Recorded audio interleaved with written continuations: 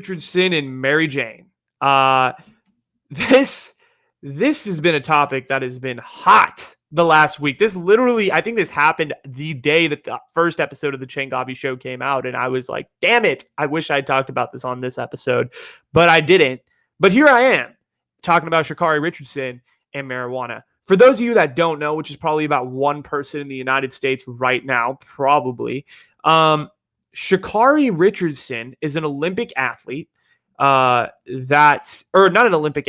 athlete that was competing at the U.S. Olympic trials about a month ago. She qualified for a couple of events in track and field, I believe the relay and the 100-meter, if I'm not mistaken, and recently was met with a failed drug test for marijuana. And basically was told by the Olympic Committee, you can't compete in Tokyo because you smoked pot a month ago. Okay, here's what I think about this. There's been a lot of conflicting opinions on this topic. A lot of people are like, what the fuck? This is stupid. A lot of people are like, you should have followed the rules. Like, here's what I'm going to say. I kind of lie somewhere in the middle. I get both sides of both arguments. I 100% understand the side that Sha'Carri is on and that all of the athletes who are supporting Sha'Carri are on and all the people. Bruh, it's fucking pot. Okay, we're in 2021. The reason she used the pot was the same way and the same reason that people use fucking alcohol today, to drink when something shitty happens in your life. Okay, she had just lost her biological mother. I don't know what happened, what the situation was. She doesn't really have to give us that information. That's not like, she can live her own life. It's her life. She doesn't need to share everything. But she lost her biological mother, and she smoked a joint or, hit a bong or whatever it was. She smoked pot, okay?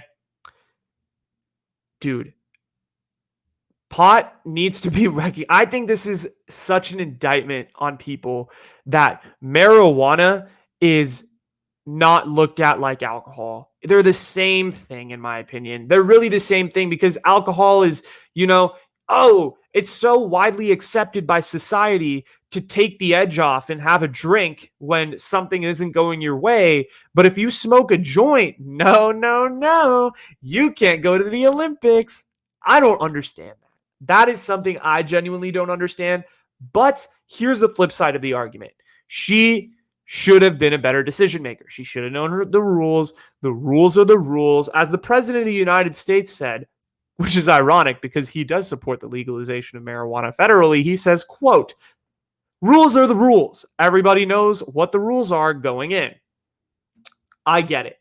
I get that side of the argument completely. I understand where people are coming from when they're saying Sha'Carri should have known the rules and maybe shouldn't have smoked marijuana. But I also tend to look at the other side of the argument where I'm like, dude, she lost her mom.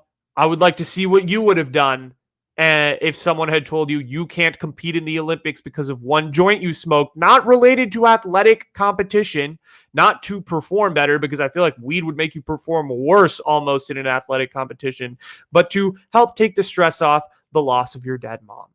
And honestly, I think there are a lot of people that smoke to cope, to chill out a little bit. She had gotten out of a stressful situation with the Olympic trials. She lost her mom. There's a lot going on. If there's a couple puffs here and there, I don't realize why the Olympic Committee cares so much. But I also realize this. The Olympics is an international federation.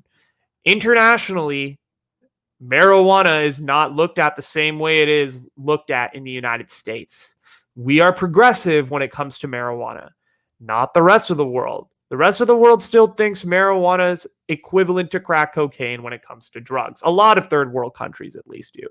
And the point, in the Philippines, Duterte is literally killing people for using marijuana. That's how bad it is. And to think that the Olympics is an international federation and marijuana to them is still a drug and it's still illegal. So that makes sense. I do get where they're coming from.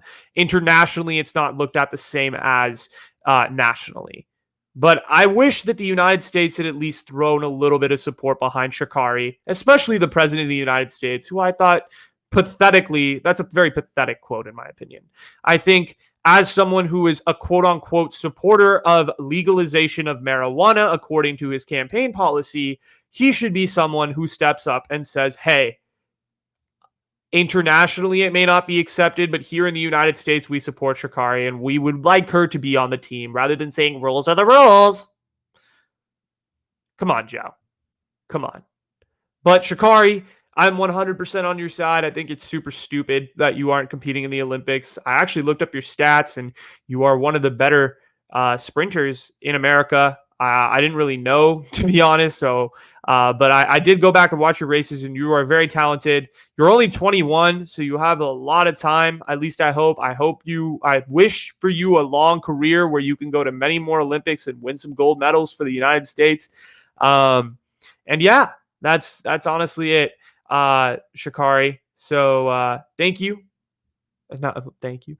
No, but thank you, Sha'Carri, for bringing marijuana to the forefront. Maybe this will cause an international discussion and conversation on how marijuana is looked at versus alcohol. I think this is going to be really interesting coming up in the future. And I think long term, I hope that marijuana is looked at in the same light as alcohol internationally, although there will probably be corners of the world where 100 years from now, marijuana will still be considered a crime. But that's just kind of how our society works. It's weird. To transition to this.